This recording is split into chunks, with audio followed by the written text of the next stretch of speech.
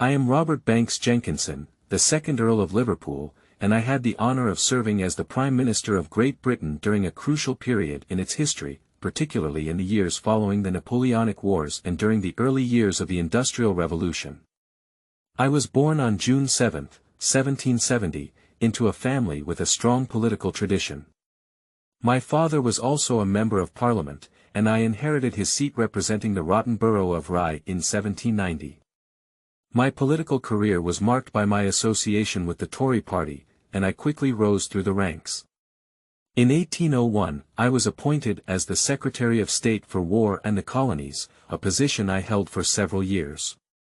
My tenure as Prime Minister began in 1812, following the assassination of my predecessor, Spencer Perceval. It was a challenging time for Great Britain, with the Napoleonic Wars still ongoing. During my leadership, I had to oversee the final stages of these wars and negotiate the Treaty of Paris in 1814, which formally ended hostilities with France.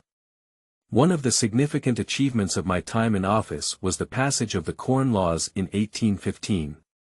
These laws aimed to protect British agriculture by imposing tariffs on imported grain. While they were seen as necessary by some, they were deeply unpopular among those who relied on cheap imported grain to feed their families. This issue would become a point of contention in the years to come. I also faced the aftermath of the Peterloo Massacre in 1819, where British troops violently suppressed a protest for political reform in Manchester.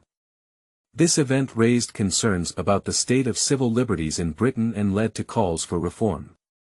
In 1820, I faced an assassination attempt when a man named John Bellingham, who had grievances against the government, attacked me with a knife. Thankfully, I survived the attack with minor injuries. During my time as Prime Minister, I worked to address the economic challenges brought about by the end of the Napoleonic Wars and the changing landscape of the Industrial Revolution. My government promoted economic stability and fiscal responsibility. I retired from politics in 1827 due to health issues and was succeeded by George Canning. Unfortunately, my health continued to deteriorate, and I passed away on December 4, 1828.